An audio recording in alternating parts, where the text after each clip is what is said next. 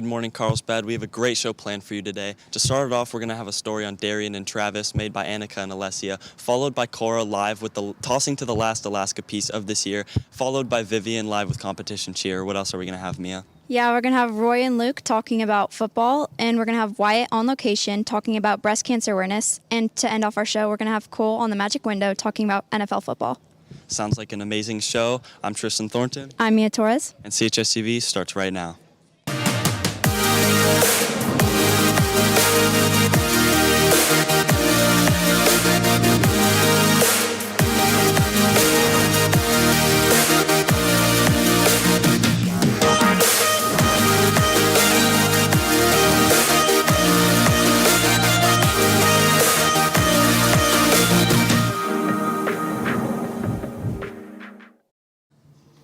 Now we have a story on Darrain and Travis, two football players here at Carlsbad that share a special bond. This story was made by Annika and Alessia. Let's roll that piece. Well, I started playing football when I was about 11, when I first moved out here. I'd say I started around like 4 or 5, so about like 13 years playing the game. We started playing together, like pretty much from when I started playing football, and yeah, just always played with each other since. Darrain and Travis have been playing football together most of their lives, spending their first few years of high school playing at J. Sarah. This year, the pair transferred to Carlsbad together to further pursue the sport they love. And when I'm playing with my, what I call brother, it just kind of encourages me to do better. While they obviously have each other, making friends on an entirely new team can still be difficult. Thankfully, Darrain and Travis feel it wasn't that hard just because everybody here was so welcoming. Yeah, it was pretty easy to build a bond with the guys here. The new friends weren't the only difference, though. The teammates tell us about their first experience at a Carlsbad football game and just how different from their old school it was. I'd say the first game, coming out and seeing the loud crowd, that was very different because J. Sarah didn't really have a big student section. School spirit wasn't too high. So just coming out and seeing that, it made me realize just, how much different it is. We had people leaving at like halftime. Loud crowd stay there. It's a different atmosphere. Now, with the 3-0 record under their belt, Darrain and Travis aim to continue bettering themselves and their teammates as they strive to make their way to the Open Division Championships. Bringing intensity to practice every day and bringing my guys up, making everybody compete at the same level, holding a good standard. Reporting for CHSTV with photojournalist Annika Hike, I'm Alessia Matucci. Thanks, Annika and Alessia, for that piece. Now Cora is live giving us a preview of our last Alaska piece. What's up, Cora? That's right, Carlsbad. I'm Cora Caldwell. Now today, CHSTV is wrapping up their time in Alaska and bringing us their very last piece. Today out there, they're going to be talking about transportation. So, Lancers, I'm sure you are all too aware of how crowded and chaotic our Carlsbad parking lots can be, and how those 8 a.m. times can feel like our very own little rush hour. Well, today, Kira and Phoenix bring us a piece on how Kotlik School mornings can look. Take it away.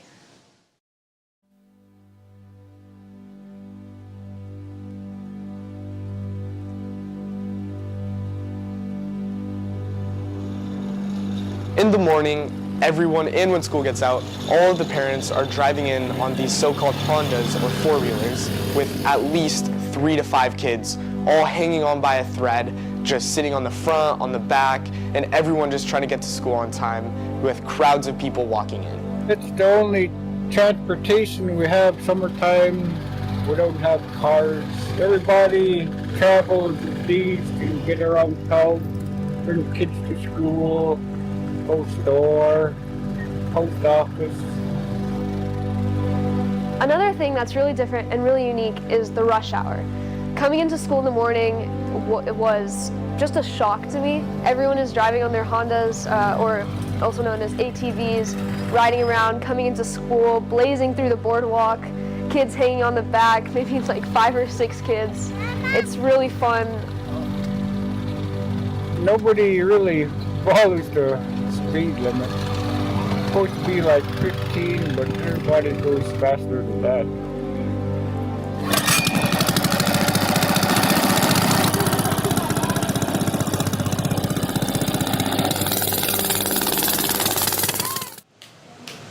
Peace Fest is almost here. Join Kids for Peace on Sunday, September 21st at the Strawberry Fields for a day of live music, art, service, and fun.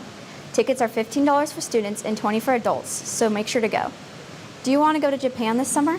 Ms. Harris is holding an informational meeting in room 3204 on September 24th for those interested. Now we have competition cheer live with Vivian. That's right, Carlsbad. I'm Vivian Quilty here with Comp Cheer. Now, first off, what's the difference between sideline and comp? So sideline is where we cheer for a football team and we perform halftime performances. And competition cheer is where we have a 2.5-minute performance and we compete against other teams nationally. That's awesome. Now, what differentiates your team from other teams? Yeah, we're a newer team. We've only been having a competition team for 3 years now, so we're always open to trying new things, and also our coach is young and he competes himself, so it's a great way for us to stay with new stunts, what's popular, and yeah, we're gonna hope to do well this year. That's fantastic. Now, how can you try out? Learn the dance and cheer and show up to the gym tomorrow at 9 o'clock. Awesome. Now I'm going to send it back to Tristan. Thank you, Vivian. Do you need help with your studies?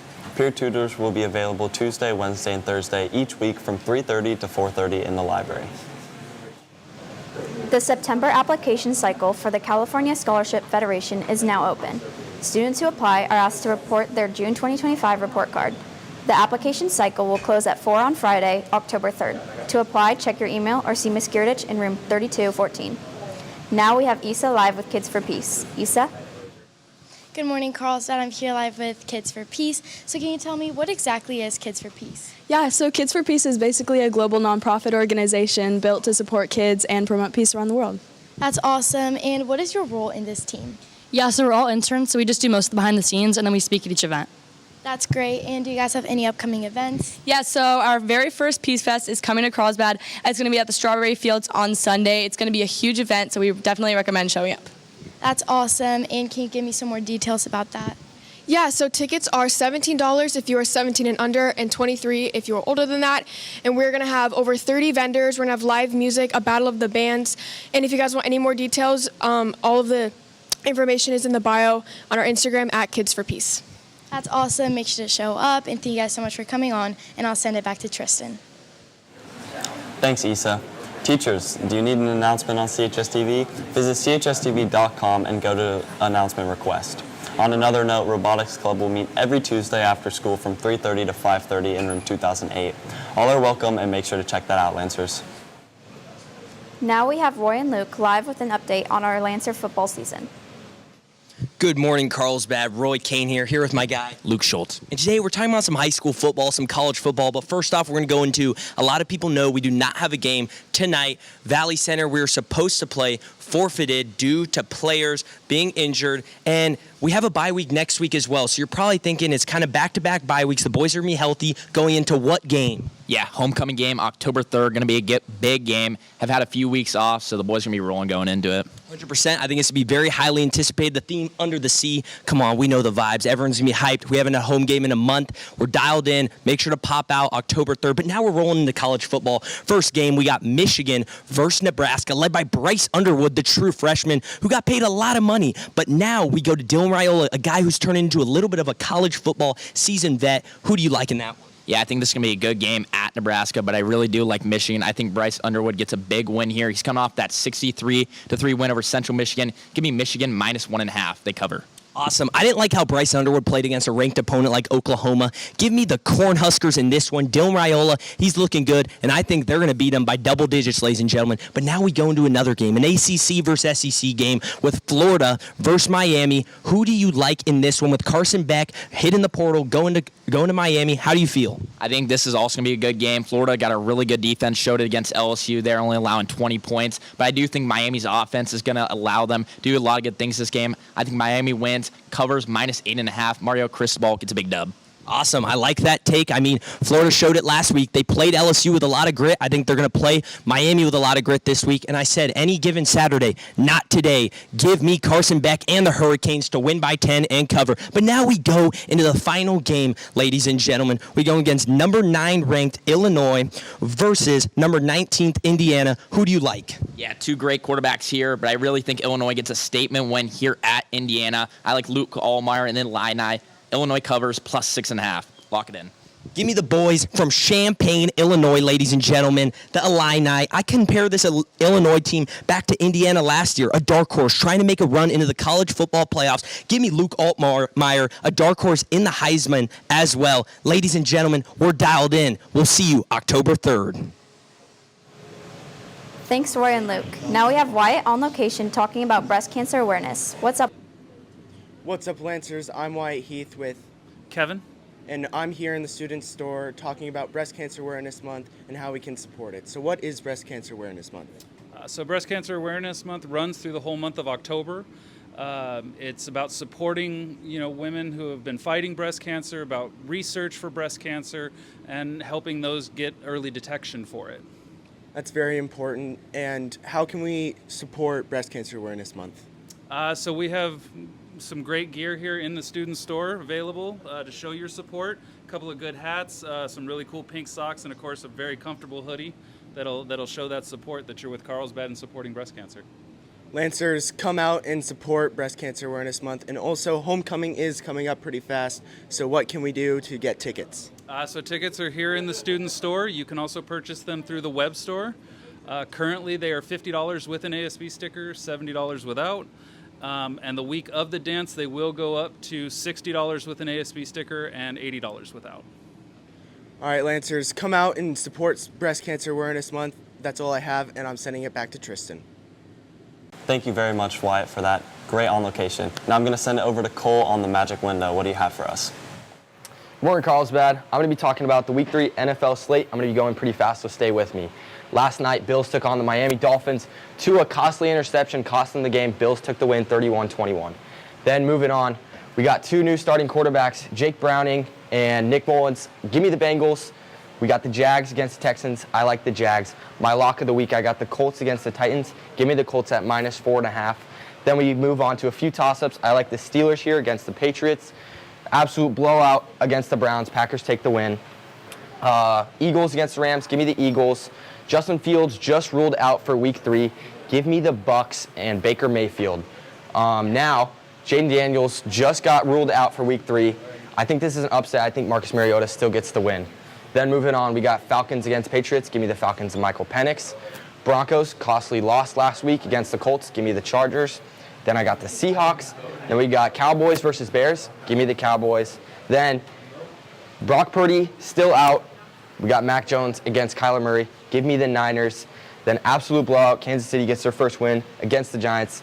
Then we got the game of the week, Lions versus Ravens. I like the Lions. Then both of my locks, I like Colts -4.5 and Ja'Cory Crossett-Merritt, also known as Bill, rushing attempts. I'm going to send it back to the Anchors. Thank you, Cole. Homecoming is right around the corner on October 3rd. Hopefully you're all super excited for that. On that note, we have the list of all the nominees for homecoming court right here in this envelope. All right, without further ado, here's your guys' homecoming court. Let me just open this. Oh, I seem to have ripped the list. That's not good. All right. Here is the homecoming nominees. First, Cummings and Rocky, Harris Chase, Jared Kingston, Roy Kane, Eli McNeil, Briggs Young, Cassidy Bratt, Grace Lemon, Alessia Matucci, Madeline Missoula, Ivana Moy, and Layla Munoz. Congratulations to everyone who won, and make sure to vote for who you guys want in the homecoming court. Make it a great day, Lancers, and we'll see you next time. Bye.